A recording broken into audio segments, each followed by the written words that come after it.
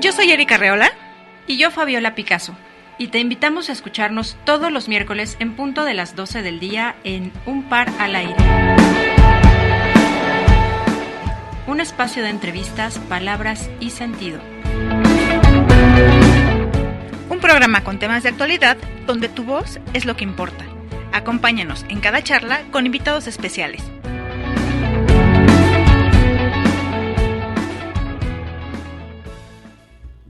¿Qué tal, amigos? ¿Cómo están? Pues aquí nosotros bien contentas, ya en miércoles estamos corriendo porque el tráfico de la Ciudad de México cada vez está más tremendo, entre calorcito, tráfico y buscar lugar donde estacionarse. La verdad es que aquí andamos como girando en un tacón, ¿verdad, querida Ceci? Ay, sí. Hablando del tema de depresión. Ay, sí. Acércate tu micrófono, mi Ceci querida, para que nos escuchen todos. Hola. Pues ya saben que Ceci es de la casa. Ya sí, Ceci es consentidísima, sí. Es más, no solo del programa, Ceci ya es consentida de Promo Estéreo porque aquí todo el mundo la apapacha, la queremos mucho y bueno, nosotros bien contentas siempre de que Ceci nos ilumine con todo su conocimiento y nos pueda orientar hacia lo que desconocemos y hacia lo que a veces no sabemos cómo tratar o cómo definir alguna situación que nos pasa.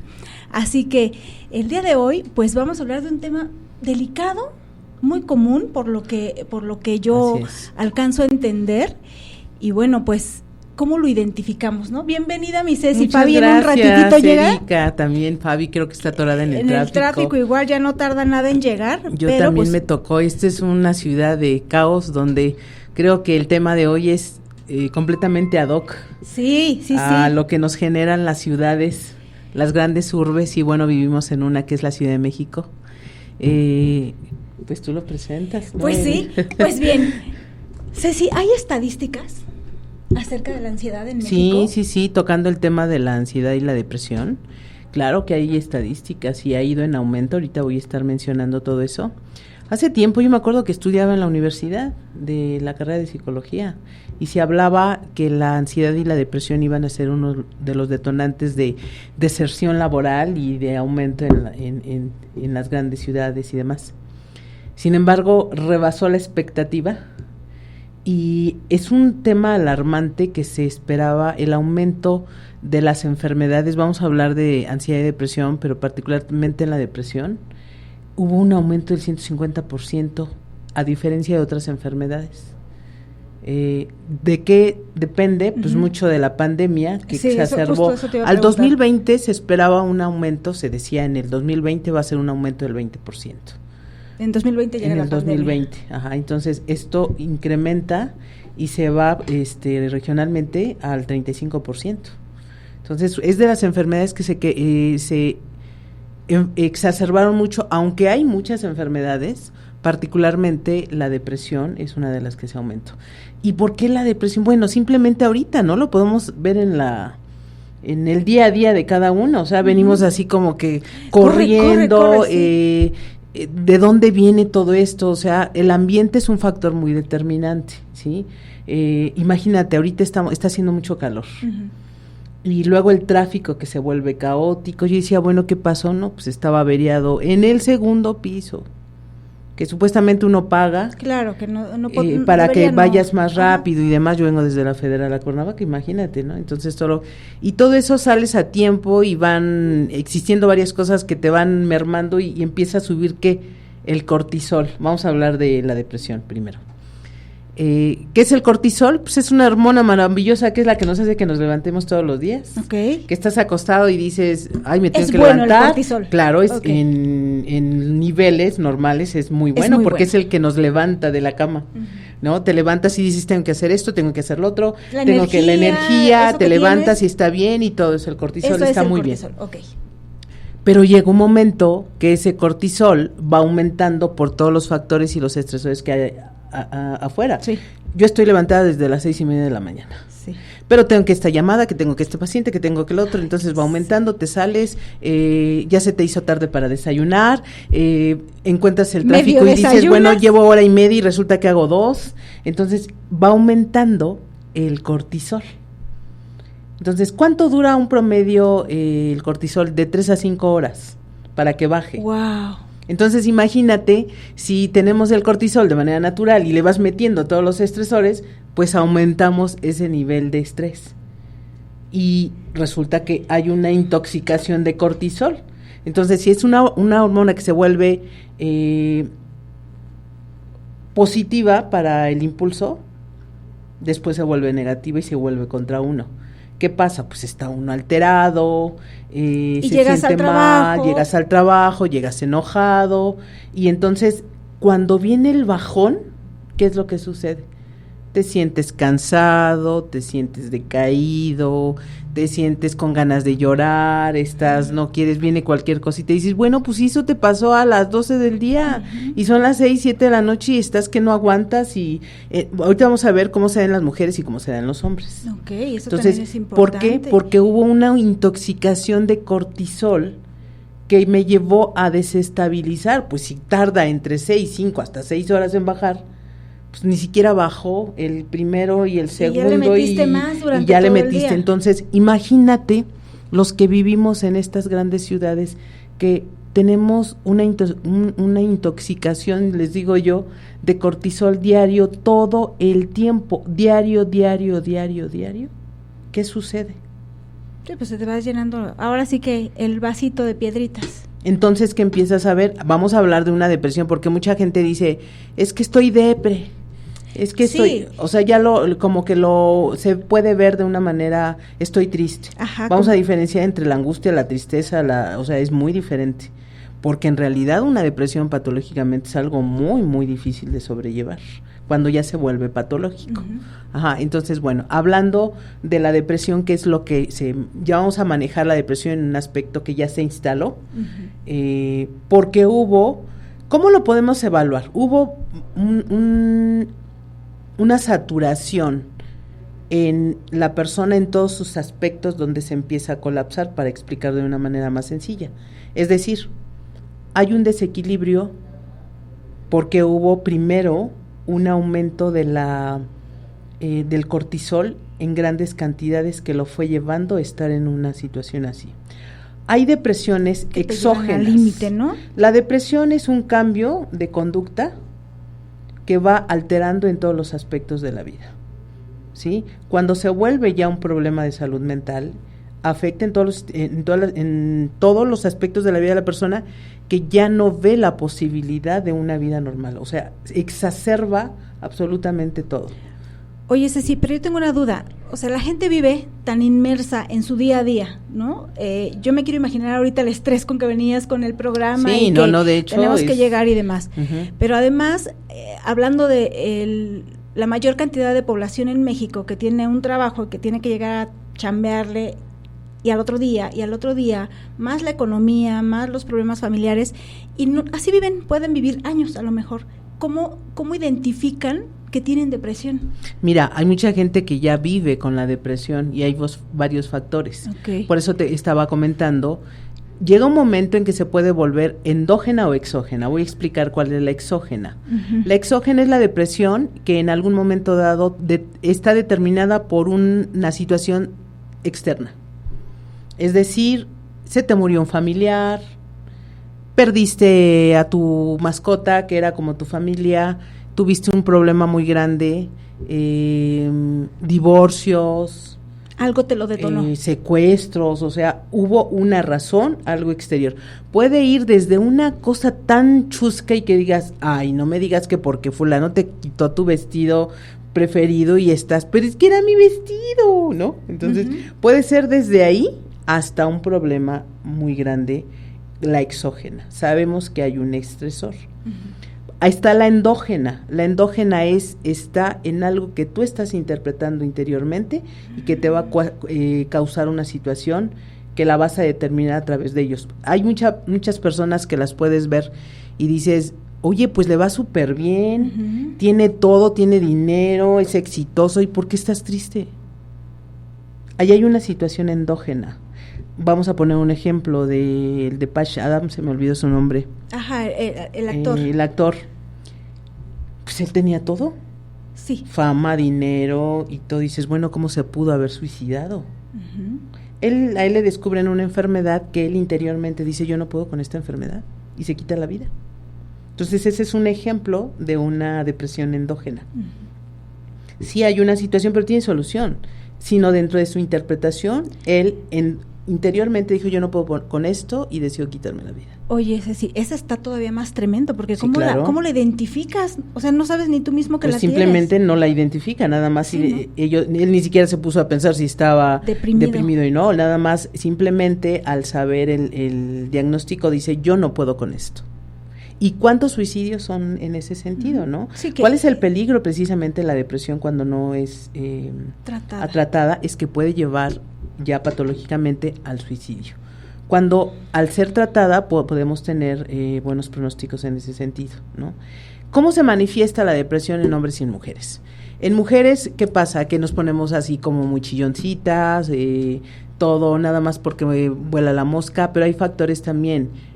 Váyanlo evaluando quien nos está escuchando. Por ejemplo, cuando tiene que ver mucho hormonalmente cómo estamos. Por ejemplo, antes de la menstruación se tiende a tener mucho más tristeza, a tener más Sí. altibajos, más enojos, Chillonzonas, ¿no? y Ajá. todo eso. Pero ya cuando esto se vuelve constante y ya se instaló, ya se hizo crónico. La depresión patológicamente es un estado crónico de minusvalía, de enojo, de no puedo, todos aquellos pensamientos erráticos, les llamamos nosotros los psicólogos, que no tienen un sustento netamente real, aunque pueden estar existiendo porque es exógeno, pero ya no hay herramientas ni posibilidades para ver otra opción. Fíjate que yo, de repente platicando así, y lo identifico con los pacientes, yo observo que cuando hay una incongruencia en lo que piensan, lo que sienten y lo que hacen, cuando se llevó a ese desequilibrio, se empiezan a presentar problemas de salud mental, entre ellos fundamentalmente la depresión y la ansiedad. Ahorita estoy hablando de la depresión. Ujú. Pero también hay factores genéticos. Ok. Uh-huh. Se han hecho estudios, o sea, si nos ponemos a revisar y dices, ay, no es que mi abuelita se tiraba al sufrimiento, Uh-huh. lloraba o se dejó morir de la tristeza.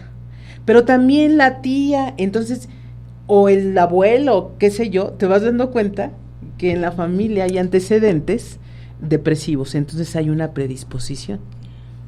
¿Qué pasa, por ejemplo, si 2 hermanos o en una familia de 5 hermanos, Ujú. 3 la adquieren la depresión y 2 no? ¿Qué puede ser un factor que lo determina? El ambiente.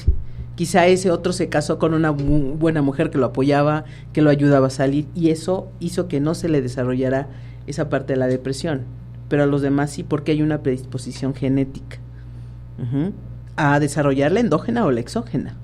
Entonces hay que revisar. Cuando se tengan esos síntomas, hay que ver nuestra historia. ¿Cómo? Oye, Ceci, pero es por eso que ahora hay diversas técnicas, no sé si estoy llamándolo de forma correcta, como esto de constelaciones.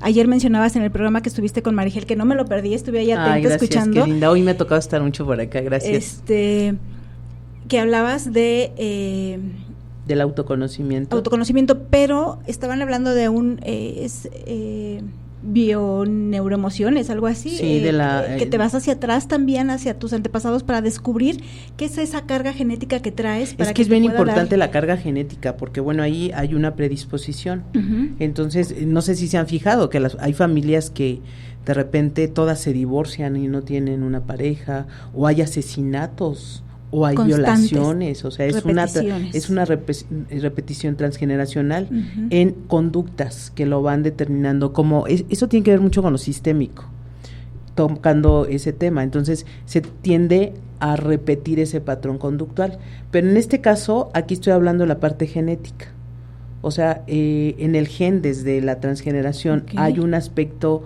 de depresión que se haya presentado, va a haber una predisposición en todos los genes de ahí. Madres. Porque es la información genética que se va transmitiendo. ¿Se cura? Se puede modificar, lo que te estaba comentando, o sea, si tú vives en un ambiente donde los estresores son mayores, pues es más fácil que se desarrolle. Uh-huh. O sea, todos aquí en México estamos predispuestos a es más, yo creo que lo vivimos. Yo me caracterizo con, todos tenemos una patología en algún momento, la desarrollamos o no, pero tenemos rasgos.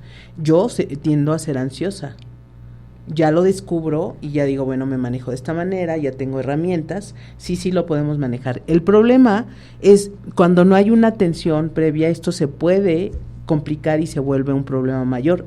que el peor de los casos es el suicidio en el caso de en la depresión, ¿no? Entonces, sí hay que tener atención. ¿Cómo se da en las mujeres? Sí se puede modificar, claro, digo, pues estos programas, yo creo que mucho de ello, y creo que la intención tuya que la gente que nos y de escucha, nosotros, ¿no? los que nos dedicamos a esta área de la salud, es hacerlos abiertos para que puedan encontrar herramientas, pero además saber en qué momento puedo salir yo solo de la depresión y en qué momento ya tengo que acudir a un profesional, porque ya no puedo. Entonces, tocando eso es, cuando la persona ya no puede sostener varios aspectos de su vida, y es un medidor muy fácil.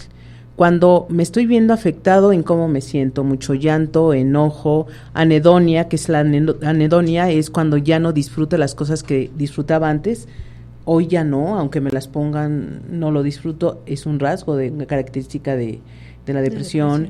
Cuando tengo pensamientos de muerte, ni siquiera suicida, sino de muerte, de no estar, qué tal si me duermo y ya no amanezco, discuto mucho y muy lábilmente me enojo, la habilidad emocional que le llamamos, ya hay ahí rasgos de una depresión. Entonces la persona dice, sí voy a salir, o les dicen en la familia, échale ganas, tú puedes. No, llega momentos en que ya aunque le echen ganas ya no.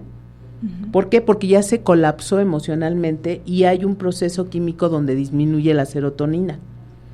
Entonces, pues ya no tiene esa parte que le ayuda a impulsarse, y generalmente hubo una intoxicación de cortisol que lo llevó a generar. Hay muchas herramientas y bueno, en la depresión, una es la medicación. Mucha gente no está de acuerdo. Yo trato de que no haya medicación, pero hay casos donde sí se requiere. Y aquí hago un comentario bien importante, porque seguramente nos escuchan personas que tienen miedo a acudir a psiquiatría, porque estigmatizan que la psiquiatría es de locos, siempre lo he mencionado aquí. Bueno, ya desde el psicólogo, o sea, hay mucha gente que dice, no, pues ¿cómo voy a ir? ¿No? Yo no estoy loco. Antes no había eso, y antes 2 cachetadas y se componía el asunto, ¿no? Yo quiero comentarlo, es bien importante que hagamos conciencia de esto, o sea, claro. Hemos venido a través de mucha influencia e impacto emocional derivado de la pandemia, o sea, nos encerraron, hubo pérdida de trabajo, pérdida de personas masiva, donde actualmente mucha gente está en depresión porque no se despidió de sus familiares. Entonces sí hay factores externos, exógenos, como mencioné, que la exacerban, por eso se aumentó tanto. Si en el 2020 se tenía estimado un porcentaje, se aumentó, ¿por qué? Pues porque la situación generó eso, ¿no? Entonces, ahí es importante que sí se detenga la gente a pensar, a observar, y que a veces no se puede. Entonces, hay áreas de la salud como la psicología. ¿Qué trabajamos la psicología? Las emociones. ¿Qué hace la psiquiatría? La psiquiatría se encarga de la parte fisiológica. Ir con un psiquiatra es como ir con un ginecólogo, como ir con un urólogo, porque tiene una especialidad, y ojo, mucha gente no va y dices, yo no estoy loco, y la mente es el órgano más importante, porque puede haber muerte psíquica. Una muerte psíquica es estar vivo, pero no estar en la vida mentalmente. Y no acudimos porque el simple hecho de decir es que me van a medicar y me van a dopar, es muy parecido a que si tomas una pastilla porque tienes una gastritis, pues es un químico que finalmente te va a ayudar, ¿sí? Obviamente eso ayuda, nos da una línea para diagnosticar. Yo sí utilizo mucho el apoyo de la psiquiatría. Ceci, pero primero es con psicólogo, no una persona puede ir directamente con un psiquiatra, o sí, o las personas que nos escuchan y que sientan estos síntomas que estás comentando, pueden ir a un psiquiatra porque dicen, híjole, no, yo creo que sí, ya estoy muy mal. Bueno, hay niveles. Por ejemplo, en el caso de la psicología, bueno, hago un comentario aquí, todos deberíamos de tener un psicólogo de cabecera, a lo mejor no como una terapia continua, sino hay un proceso, pero sí de repente ir a decir, oye, quiero consultar esto porque lo necesito. Pero, por ejemplo, cuando todavía te puedes manejar y sientes que estás teniendo síntomas, acude a un psicólogo. Un psicólogo te va a decir emocionalmente. Un buen psicólogo, si es necesario, te va a canalizar con un psiquiatra. Pero hay situaciones en las que sí se puede ir directamente al psiquiatra. ¿Cuándo? Cuando la persona se psicotizó, ya llegó a un grado donde pues ya no se controló, o que se intentó suicidar, pues ahí ya ni siquiera el psicólogo ya funcionamos ahí, ¿no? Hay que ir ya a un psiquiatra donde se le dé la atención, donde se pueda estar atendido médicamente, inclusive hasta internado en esas situaciones. Y hay lugares, por ejemplo está el Fray Bernardino, la gente puede asistir desde temprano y la atienden, además que la gente que no tiene servicio de salud, ahí son costos muy bajos. Está el N. Navarro, que son los más conocidos. O sea, sí hay de alguna manera. Creo que a la demanda que está, no están los hospitales que necesitaríamos porque ha aumentado el problema de la salud mental, pero sí hay. El problema es que la gente lo desconoce. Pues ya llegó aquí Fabi ya por estás? fin el tráfico le permitió llegar. Nos tocó igual a mí, llegué sí, 11 minutos tarde. Pues aquí hablando bien metidas en esta onda de la psicología, sí, Fabi. Es lo que estoy escuchando. Fíjate que hoy en la mañana precisamente cómo son las cosas, estaba hablando con una persona que me comentaba, he estado teniendo crisis de ansiedad y bueno, esta persona está medicada porque tiene epilepsia. Wow. Entonces me comentaba, de repente tengo esos ataques de ansiedad y yo le decía, ¿qué sientes cuando te da un ataque de esos? Y me decía, es que es entre algo en el estómago que me da así como dolor, como preocupación, pero también me da dolor de cabeza, no puedo salir porque siento miedo a no sé qué. Y en ese momento es cuando tengo que tomarme el medicamento que me ayuda a relajarme y me permite hacer mis actividades, ¿no?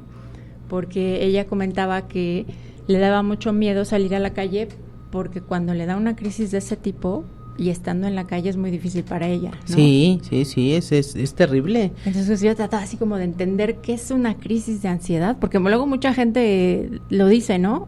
Es que ando con ansiedad. Y a veces no le creen. Ahorita estábamos comentando de la depresión y voy a ir precisamente con la ansiedad para que puedan identificar cómo se siente. ¿Y por qué se relacionan también? Sí, parecen primas hermanas, como que van juntas una con la otra. Finalmente las dos tienen un factor detonante que es el cortisol, es el que nos lleva cómo se van interpretando. Mira, el cerebro le encanta irse al negativo.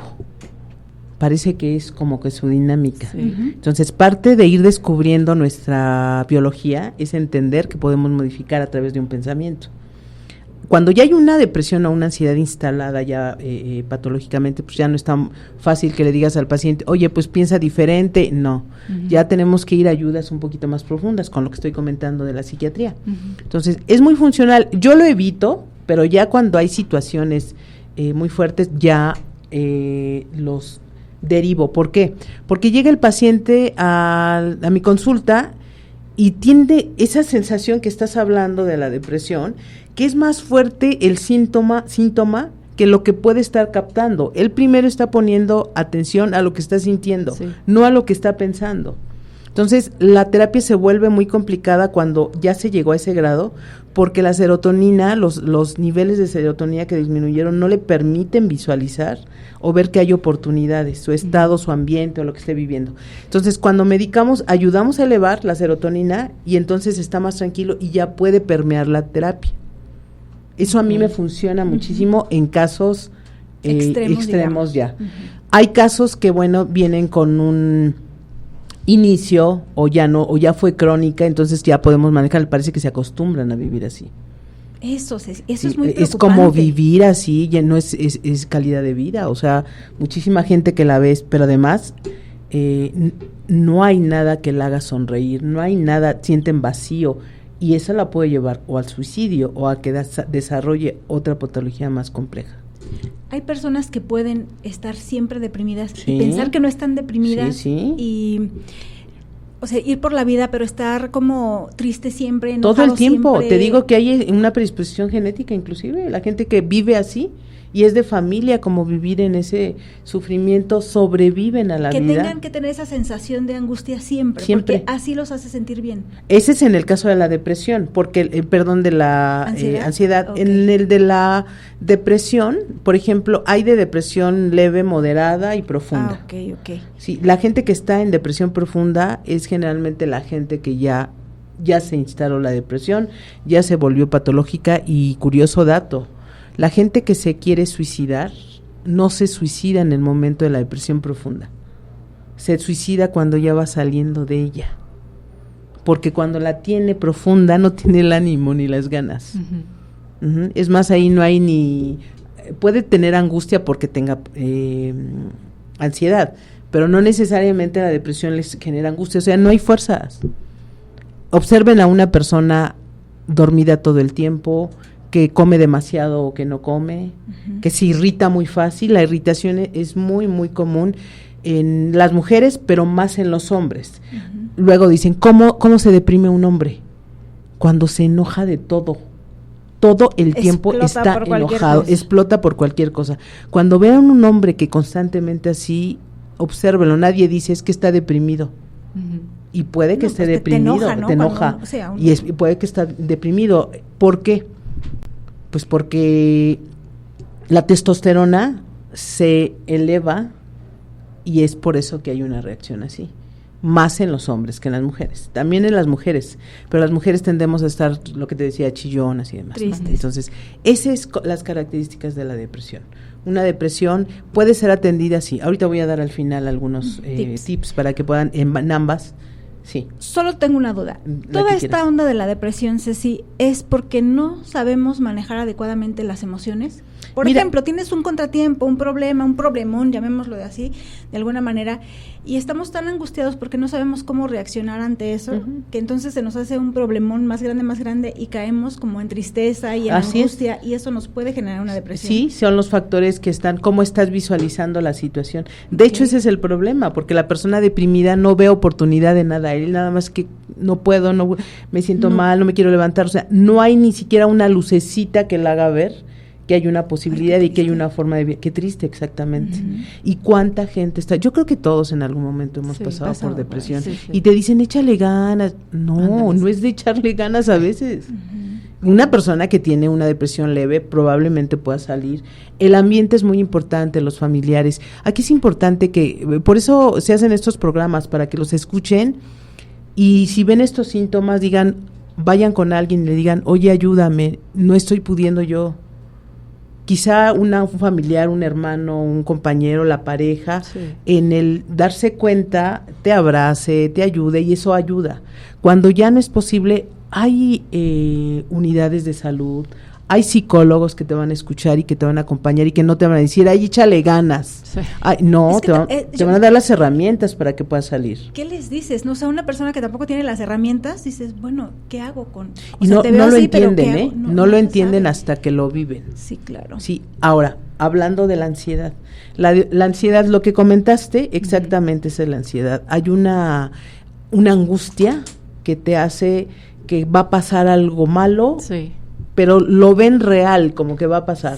Mucha gente llega al hospital porque siente que se va a morir, que se va a infartar, y juran, se les baja el color, están todos pálidos, les duele la cabeza, o sienten que los van a matar, o sienten que entran porque tuvieron eventos. Pueden venir derivados de eventos traumáticos, que es el estrés postraumático. Pasó un evento de asalto, de lo que haya sido, y le generó, entonces esa subida de cortisol se quedó ahí, entonces se vive con el cortisol arriba. Entonces imagínate lo que está viviendo la persona, vive en alerta constantemente, le falta el aire, van al médico y sus niveles están completamente normales. Claro. Entonces el doctor es cuando dice, usted tiene que ir al psicólogo, ¿no? O los mandan al psiquiatra. En el mejor de los casos.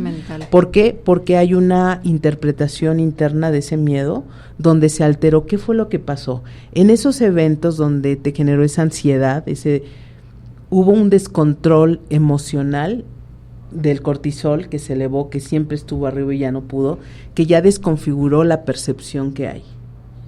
Entonces ya cualquier estímulo, a mí me llegan los de ansiedad y dicen, es que tuve un ataque de ansiedad y lloran y todo. ¿Y qué pasó antes? Nada. Yo nada más estaba así sentada y me vino el ataque de ansiedad. No, sí hubo algo. Hay un inconsciente en los pensamientos. Aprendan, este es un ejercicio que puedan hacer. Cuando vas en el metro, si viajas en el metrobús o hasta en tu coche, observa alrededor. Y pareciera que la gente no está pensando. Todo el tiempo estamos pensando. Yo cuando me subo al metro es increíble, para mí es un laboratorio ahí el metro, porque ves a la gente callada, pero todas, si se pudieran ver los pensamientos, o sea, todo lo que saliera ahí. Una maraña. ¿Qué es un pensamiento? Es diálogo interno que solamente lo pienso y lo escucho yo y no lo ve nadie. Entonces los pensamientos están todo el tiempo, el cerebro no para de pensar, pero además le gusta al cerebro estar en el negativo. Sí. Entonces es bien divertido para el cerebro, por eso hay que aprender que el cerebro no manda. Y está lanzando ahí, entonces si dices, ay, ahorita voy a llegar, y los casados, por ejemplo, ay, mi esposa ya se va a empezar a enojar. No, y voy a llegar, y empiezan a construir todo una historia que la van generando a que suceda. Claro. Entonces al cerebro le encanta ir construyendo, ¿no? En ese momento sí es importante que vayas cachando tus pensamientos, por ejemplo. Yo les digo a las chicas que van y me dicen, a ver, cachas tus pensamientos, pero ¿cómo le hago? Y ya les pongo ejemplo, ¿no? No, pues es que voy en el metro y me siento bien gorda, porque dice, estoy bien gorda y no he podido estar bien. Y veo a la delgadita, mira, esa sí pudiera tener muchos novios, yo no, por eso nadie me pela, yo no valgo, mejor me, como la canción, nadie me quiere, todos me odian, mejor me como el sonito, casi, ¿no? Sí. Entonces, ese es el pensamiento. Yo les digo, cacha tu pensamiento y empieza a lo escribir. Para que cuando y los hago que estén en terapia, para que lleguen en terapia con ese pensamiento recurrente. Cuando llegan a terapia empezamos a desglosar. Y empiezan a ver sus miedos. Y empiezan a ver y dicen, ay, no me había dado cuenta. Entonces, seguramente en ese ataque de ansiedad hubo un pensamiento previo que ni cuenta se dio, porque pues la dinámica es esa, estar pensando negativamente. Estamos acostumbrados. No nos enseñaron a modificar el pensamiento yo se los he dicho aquí varias veces, de los pensamientos que tenemos, el 94.6% hasta me la sé, no sucede. Lo demás sí sucede. Muchos por ahí dicen que la depresión es el exceso de futuro, o sea, estoy preocupada en lo que va a pasar y que ni siquiera sabemos si va a pasar. Y la depresión, lo que pasó y vivo del recuerdo que me queda, ¿no? Exceso de pasado. Y efectivamente, vámonos en esa analogía. El presente es ahorita, lo que estamos viviendo, y lo que acabo de decir ya se volvió pasado, porque ya no vuelve a repetirse. Sí. Cuando tú vives en el pasado, vives sufriendo algo que ya no existe, y entonces empiezas a vivir ahí en una irrealidad, generando el cortisol de una irrealidad, de algo endógeno, que ya no existe. El futuro todavía no llega, y quién sabe si llegue, porque mañana nos podemos morir. Claro. No sabemos, entonces vivo preocupado de algo que no sucede, pero que voy construyendo en mi cabeza que sucede. El cerebro ejecuta y el cerebro obedece. Les he comentado aquí que cuando hay sobrepeso y dices, ay, ya no me voy a comer esas donas, hoy no como donas ni por nada porque voy a subir de peso. Y curiosamente ves las donas si quieres comer, y luego vas ahí en el cine y bajas en las escaleras de Perisur, les digo porque acabo de comprar unas, en el de Perisur, y ves ahí las Donkey Donuts, ¿cómo se llaman esas? Que me encantan. Y las ves y ay, no las voy a comer, y terminé comprando 8. El cerebro no entiende el no. Sí. El cerebro, no voy a comer donas para engordar, pues vas a comer donas. Entonces, a veces es como aprendemos a conocer nuestra biología y saber que una depresión sí la podemos superar a través de todos esos pensamientos que vamos creando. La ansiedad también. Yo utilizo mucho la respiración. Vamos a hacer un ejercicio todas y van a notar en el cuerpo. Los que nos están escuchando, ojalá nos vean. Aquí tenemos algunas personas que están pendientes del programa. A ver si lo pudieran hacer junto con nosotros, estaría perfecto. Los que nos vean van a ver lo que vamos a hacer, y lo que nos oigan lo voy a definir. Lo que vamos a hacer, vamos a inflar los cachetes, así como Kiko, y vamos a poner el dedo en los cachetes, ¿ok? Y nos vamos a aguantar. ¿El dedo en los cachetes? Así, inflamos así. Y nos ponemos el cachete, ¿ok? El dedo ahí. Y vamos a aguantar. Tomen respiración profunda. Vamos a respirar, y cuando yo les digo suelten, me van a decir lo que pasa. 1, 2, 3, inflen.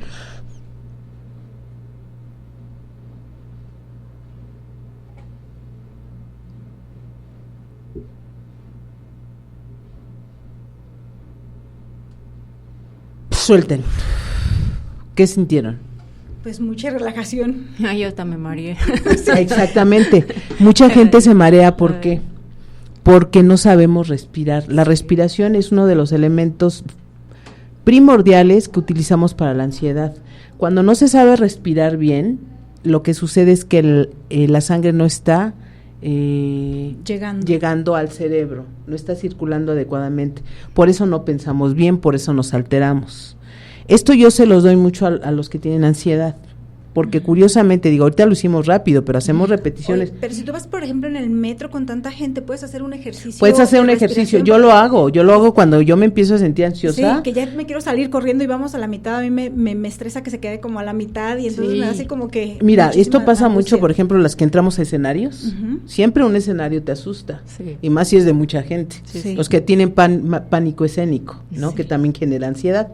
Hagan este ejercicio, porque detienes el aire, inflas, esto es el más rápido, porque lo puedes hacer con respiraciones, pero este es más rápido porque detienes el flujo de la sangre y empieza a fluir y oxigena al cerebro.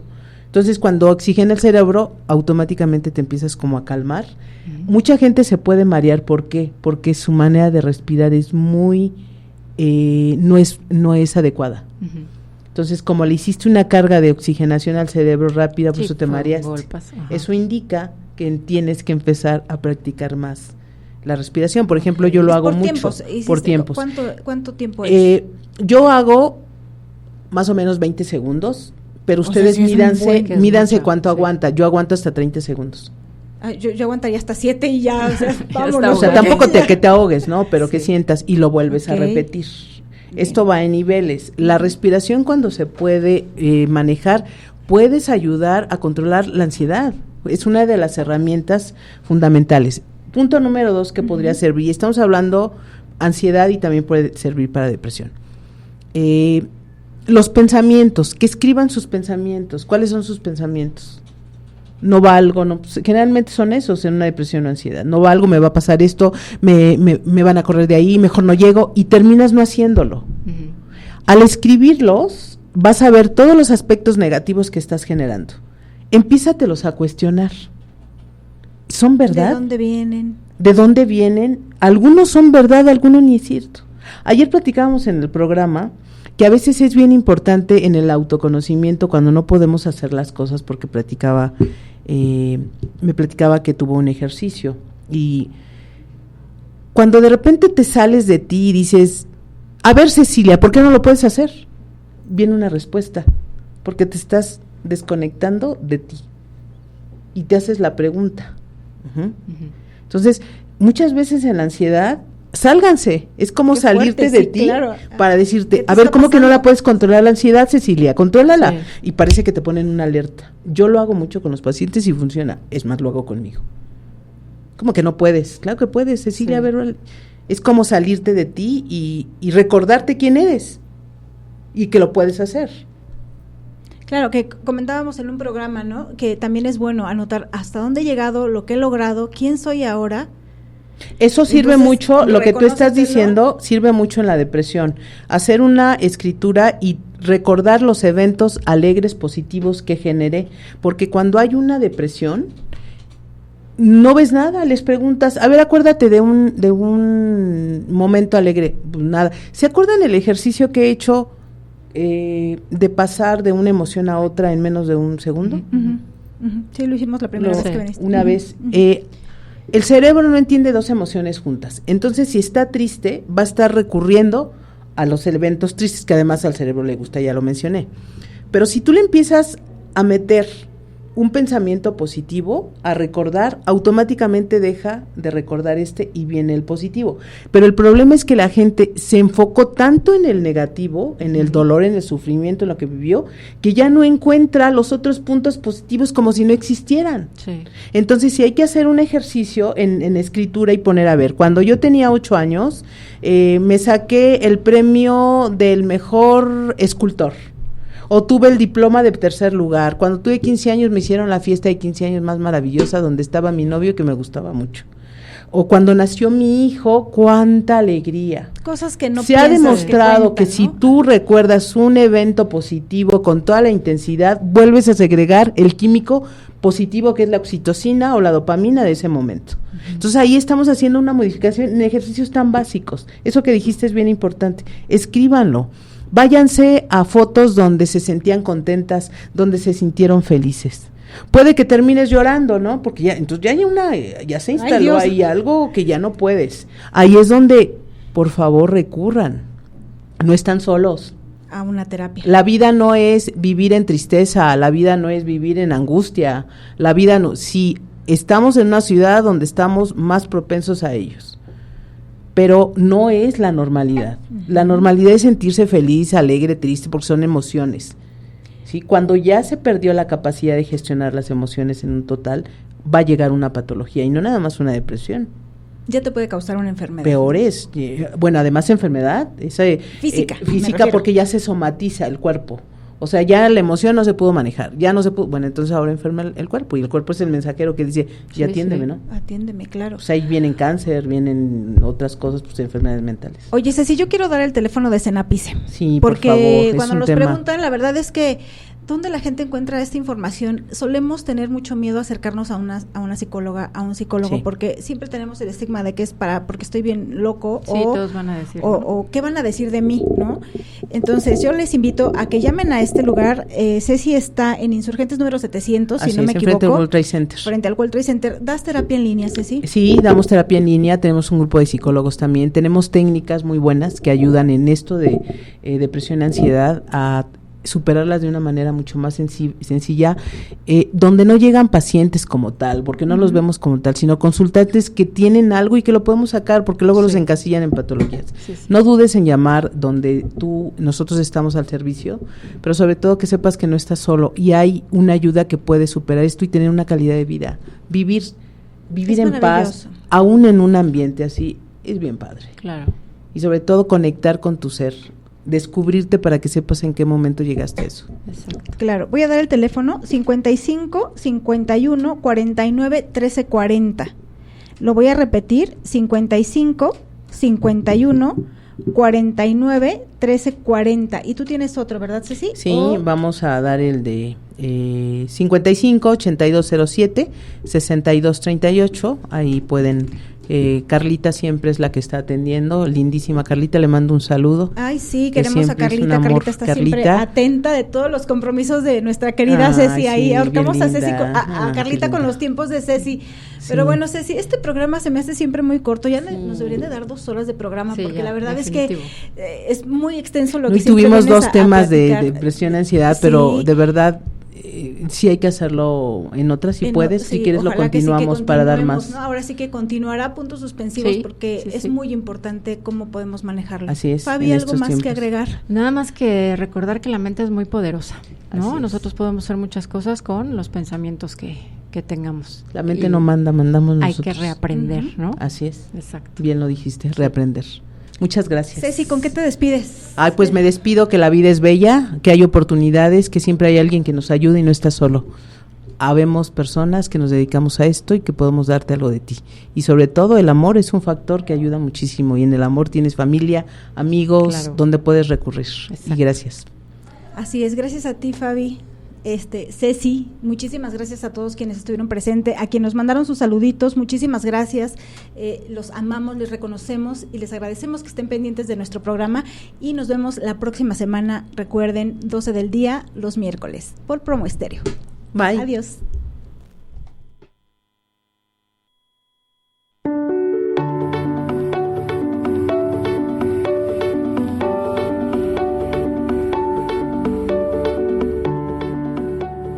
Gracias por acompañarnos en una emisión más de Un Par al Aire.